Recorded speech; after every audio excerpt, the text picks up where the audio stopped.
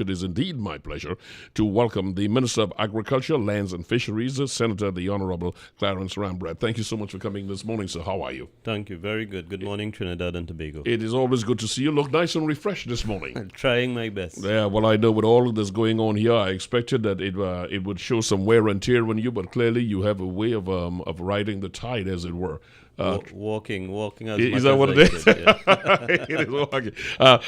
Mr. Minister, thank you so much again for being here. Many farmers were affected adversely by the storm. Was this just the result of an overwhelming, larger than planned for weather event, or was it poor preparation and inadequate runoff facilities being put down to ease this situation? Which is correct? Is it a case of it was just an overwhelming, more than expected situation, or was this a case of failure to prepare?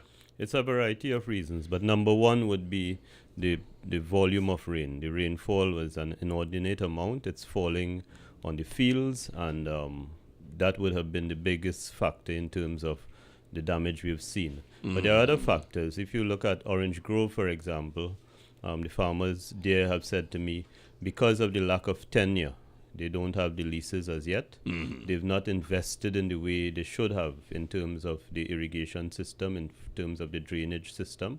So on the day after, Brett, I was up there and farmers were actually draining some of the lands and trying to salvage some of the crops. So that is one factor. That if you don't have something I've said over and over, if you don't have security of tenure, you lose your motivation to make the investment you should be making. So you that's prioritized that very early when you took over that ministry, and you said it was going to be among your top priorities. How well are we in the area of completing that on a scale of 0 to 10? I think we might be at 3 in terms of identifying the size of the problem and being able to talk about how much work has to be done. The pace at which we've moved from that is not satisfactory. I've said that publicly. And I'm waiting until the Parliament closes on Friday. Parliament has taken up a fair amount of my time in the last 6 weeks as we try to get some of the legislative agenda through. And I'm going to be back on the issue of land tenure. What is the biggest hurdle that has stymied leadership? The move? Absence of leadership. That is the biggest hurdle.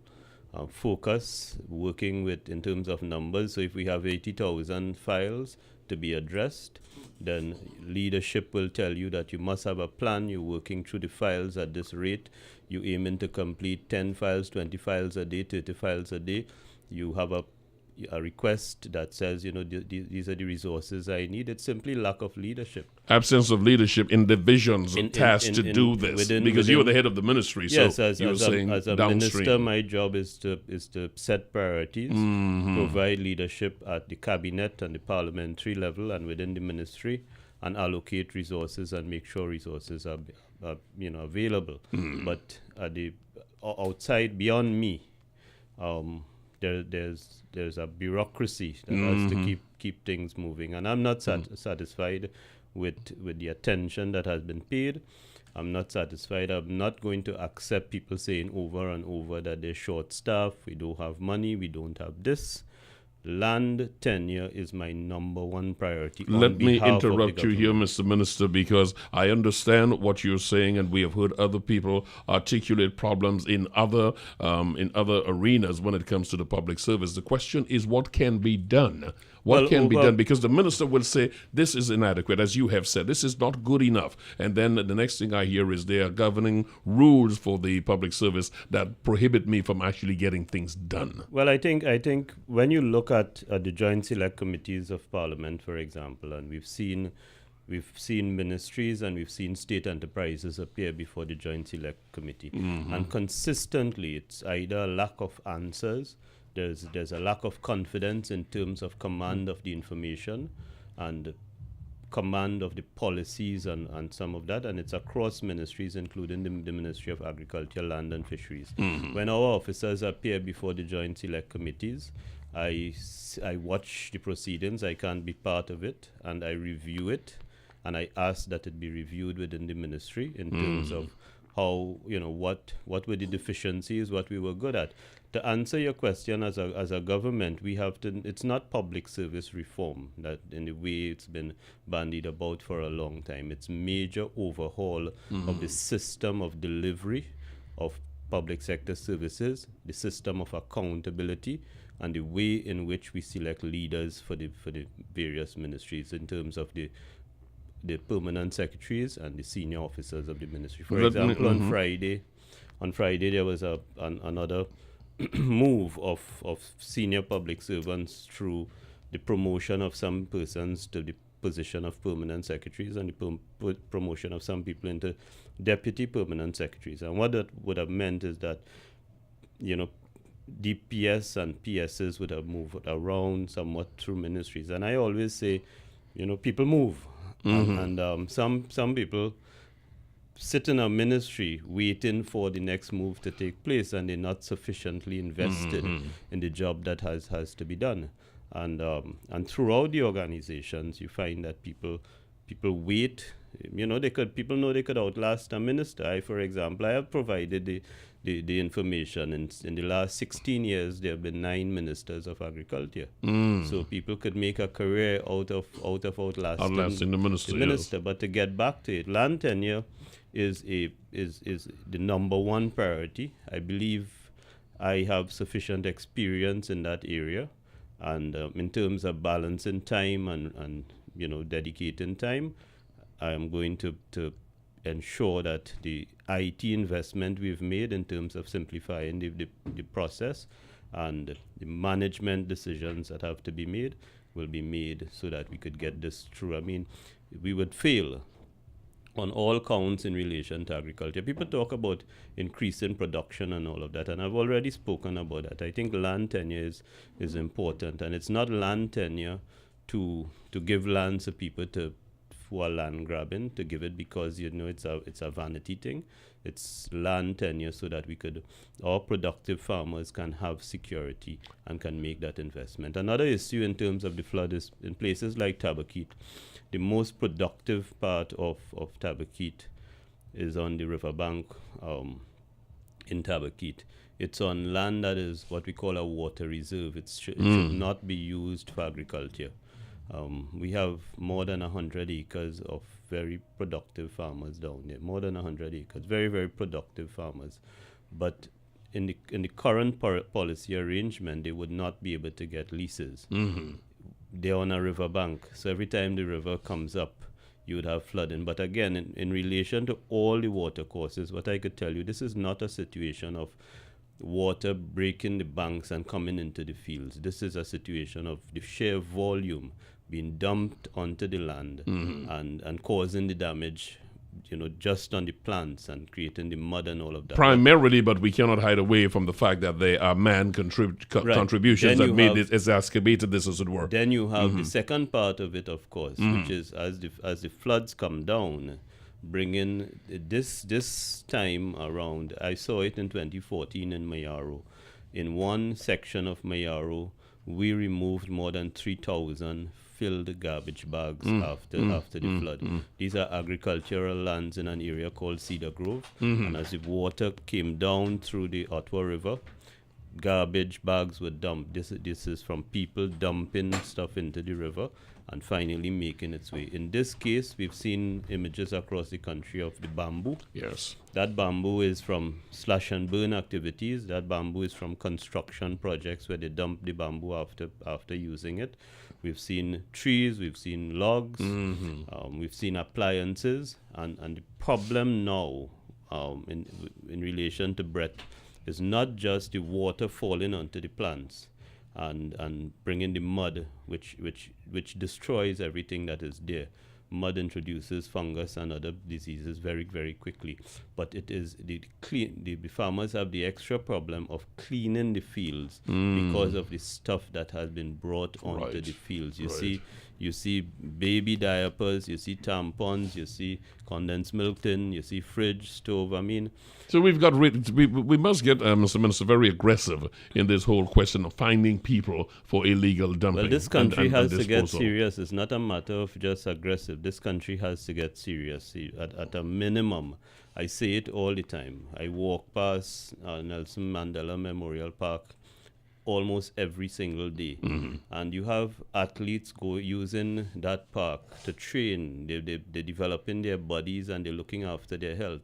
And when they finish, they would drink bottled water, they would drink Gatorade or Lucozade or something, and they'll drop a case of bottles on the ground and walk away. A very good case for me to get some wardens around Mandela Well, Park. it is not just wardens. Every time I talk about garbage, people talk about wardens. You know, it's individual responsibility. We can't have people policing our lives every day. Wardens, there's a role for the wardens. There's a role for litter wardens, traffic wardens. But it is individual responsibility. Mr. Minister, I have concur gone with that, through- but we can ask them for as long as we want, unless you do a shot across the bow and let Well, some people somebody know has there's to a be penalty. charged. Yes, that's what I'm saying. A shot across the bow, make the point. Somebody has to be charged, and that's a responsibility for law enforcement. You look across, I've gone through the only area I didn't visit in this country before and during and after Brett was the Tableland area. But most places I've gone to places where people pile 6-7 feet of garbage behind their houses. And that ends up not only in the water courses, through the villages, through the communities, and then it becomes a problem for the government. But we have to be serious about not just, we have laws existing now, And we have to use them because yes. persuasion, I don't think, has worked. And it will probably work as we keep repeating the same thing, but folks must understand there's a penalty to it. Yeah. I would love to go down the lines with that, but I've got a window with you that I have to maximize. And I've got $25 million has been set aside to help dislocated citizens. Does that money include farmers? Yeah, it was increased to 30 million, and it covers the Ministries of Rural Development, Works and Transport, Social Development, and Agriculture. Inflated costs, inflated claims, and so on. Well, we'll expect that, is but- going to be a serious problem. But we have a very robust, what we've done, and let me just say that this 30 million is in addition to what ministries would have already allocated in the budget process for works to be done for this year, for assistance. Some ministries have a line item for assistance, and this is in addition for that. So this is for extraordinary things that we've encountered that we need funding for. Now, the ministry, our ministry has a very robust process for dealing with financial assistance when you have something like this. So the only difference this time is that I had in place a task force when we had the bad weather in Matlot area last year, December.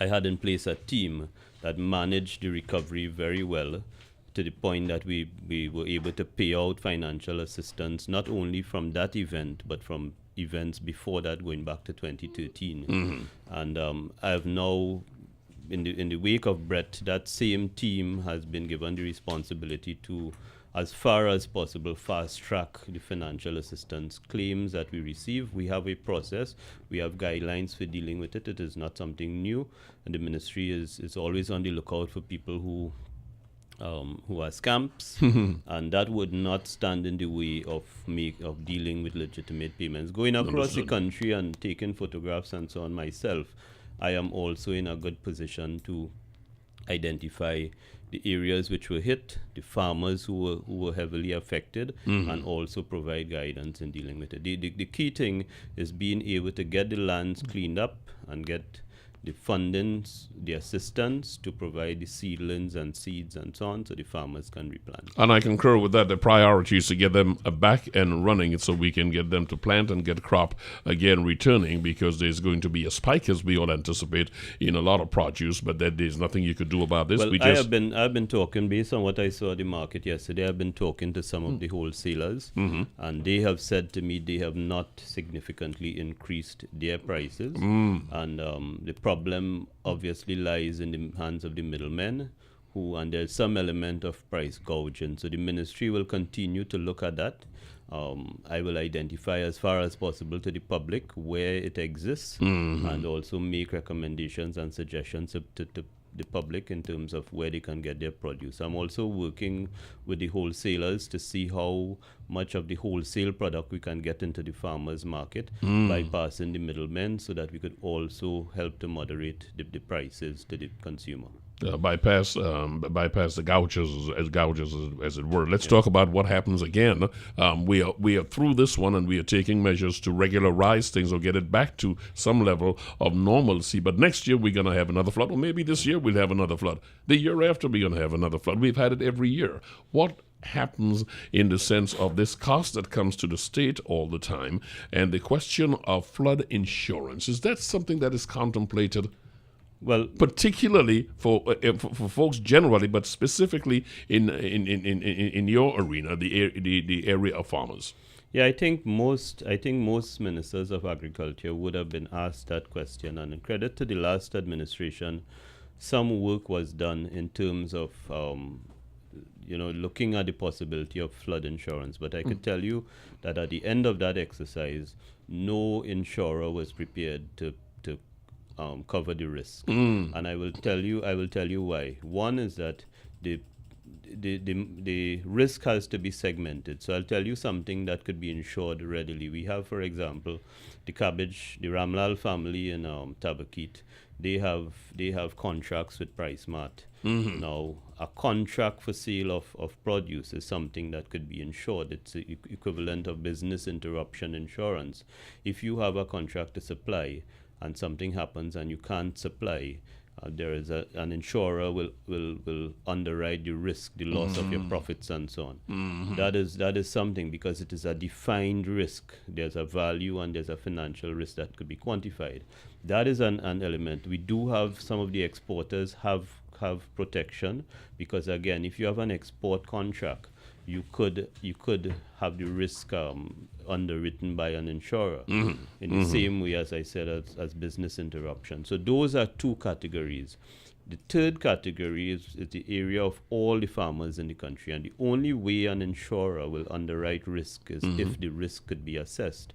And if you don't have the data to be able to say these are the areas, this is what is being produced, this is the quantities in which it is produced, it is going to be difficult to quantify the risk for the purpose of insurance underwriting.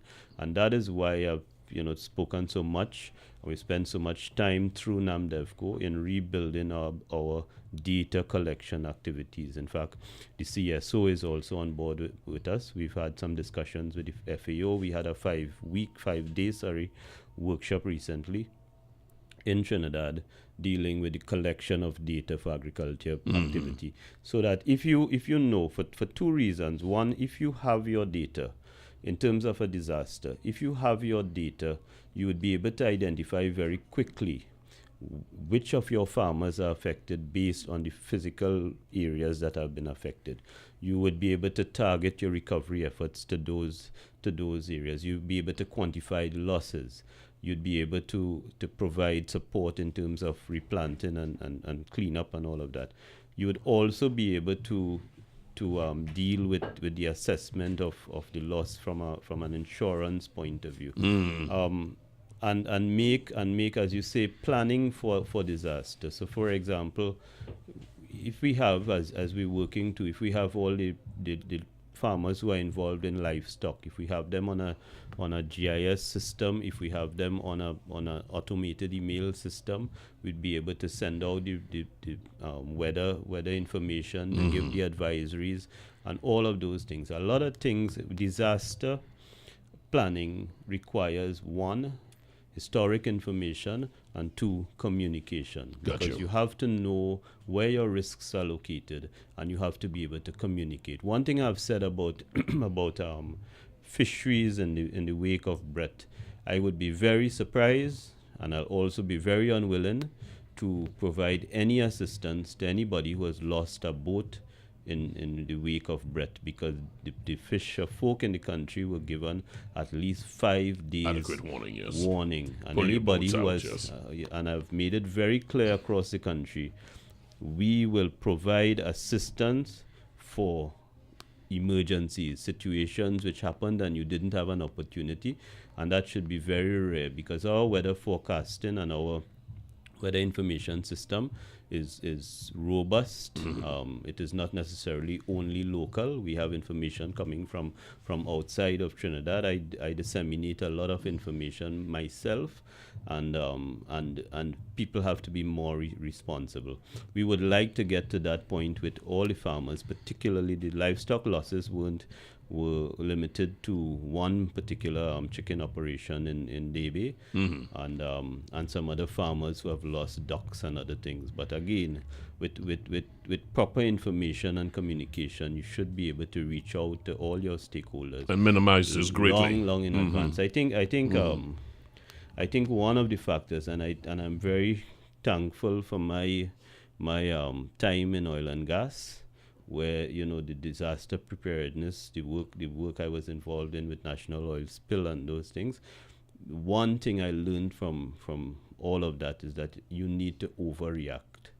You need Always. to overreact, and I think that as a country, we leave too much to God, and a storm is not something you hope that it doesn't get you, but you but never it know. is better to over-prepare. Over-prepare. And I just want to say, the Thursday before Brett, Minister Rohanson and I were on the East Coast looking at coastal erosion.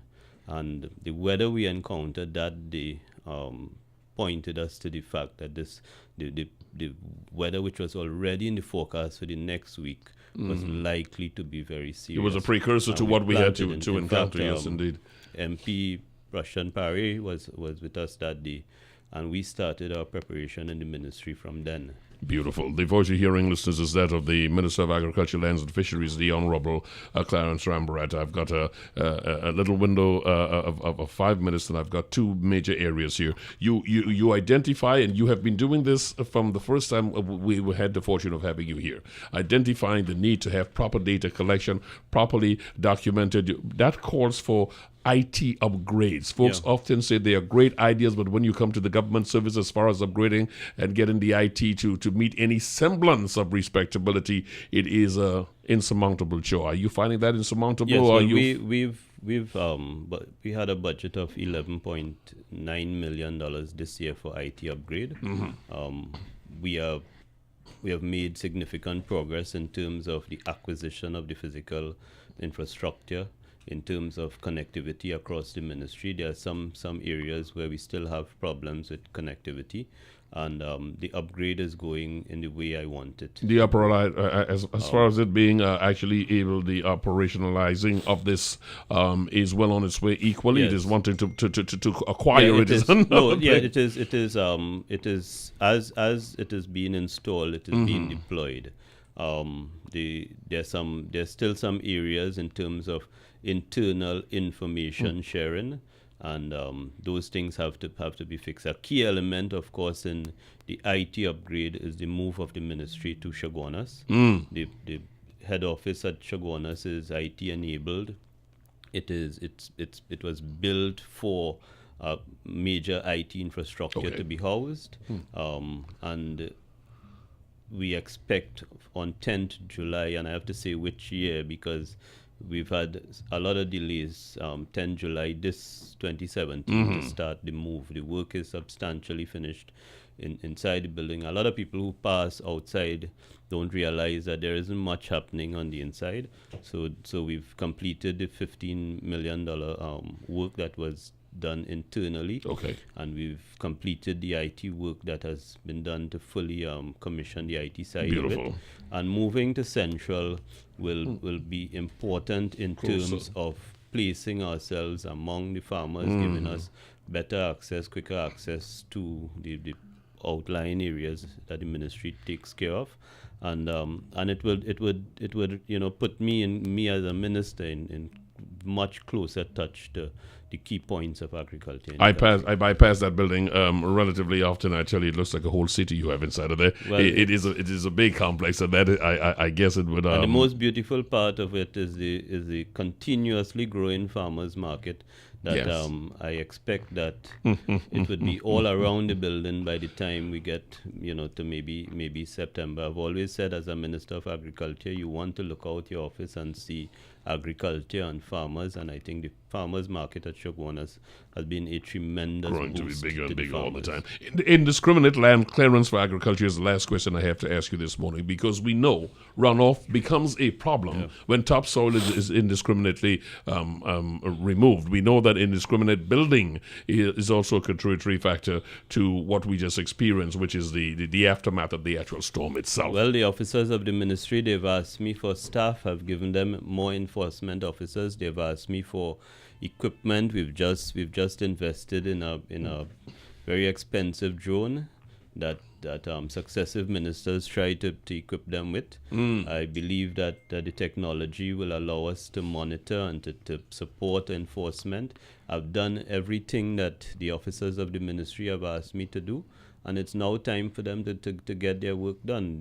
We may need to make changes in the law. That is my job, to persuade the cabinet to make the changes in the law. But ultimately it comes to the officers who are employed. In terms of land grabbing, in terms of using lands for purposes for which it was not intended, blocking water courses, blocking drains, indiscriminate building, this country is a lawless place, and it falls not to a minister. I happen to be a minister that is on the road and seeing a lot, but it falls to regional bodies. Yes, regional operations, yes. It falls to employees of the Ministries of Works and Rural Development. All these officers we have. If you talk about food safety, you have public health inspectors. I say over and over, I can't remember. I remember once some years ago when Suraj Rambharat was mayor of Shogunas, he walked through Shogunas with all the public health inspectors behind him. I was speaking to the mayor of Port of Spain last night, and I said to him, I look forward to the day when we'd see that in Port of Spain, when we'll deal with the issues. So it's not for lack of taxpayers allocate a lot of funds to deal with the issues in this country. This country suffers from two things. One, leadership issues, and two, the work that is required from people who receive a salary from the government at the end of the month. There is an uncomfortable truth that folks don't like to even approach, less articulate as you did this morning. This is a lawless country. And we really have to all understand that we are part of that and move to correct it. Mr. Minister, as far as folks asking the question, in conclusion, when can they expect, all things considered, an estimated time before the agro industry, particularly those like the lettuce and the cabbage and stuff like that, that industry, how long will it take? And I know you did mention the variable this morning of the additional debris that came into the area, so the cleaning becomes a little longer than planned. But what kind of outlook are we having for a return to normalcy for these farmers? I think it would be about at a maximum 3 months. What we had at this time, farmers were coming to the end of what they've planted. A lot of them picking the last crop and so on. But they would have also been, as soon as we had the wet season, or the onset of the wet season in early June, they would have started their planting. So what has suffered, not so much the last picking. Farmers were able to do their picking before Brett, in anticipation of Brett. What has suffered is the replanting has suffered, and there would be a period, and I would say at a maximum 3 months. In terms of lettuce and so on, the one area that has not been affected by apart from the geographical areas, the mountainsides and other parts of the country that has not been affected, the hydroponic farmers and the aquaponic farmers have not been affected. And that is why you should continue to see lettuce and kale and the seasonings and the other things which are grown through alternative methods. Those would continue to appear at the market. And it makes a case for our farming to continue on the basis of the traditional farming and some of the technology-enabled farming. So that the other thing I would say is that quite a few people have reached out to me in the last few days and said to me, it makes a case for home gardening, that homes will be private properties would be affected by bad weather. But again, if you have something that you planted at home or some things, you'd be able to manage. But again, we have a nutritionist who is going to do a segment for us on substituting. For example, if the price of tomatoes go up, what you can substitute it with from a nutritional point of view, and that would be a segment that would be available to the public later this week. It's been recorded on Wednesday. Fantastic. The Honourable Senator, the Honourable Clarence Rambharat. Thank you so much, Minister of Agriculture, Lands and Fisheries. Always good to see you. And thank you for the information. You have yourself a wonderful day, you and your wonderful family. Thank you again, sir, for taking the time to be with us. Thank you very much.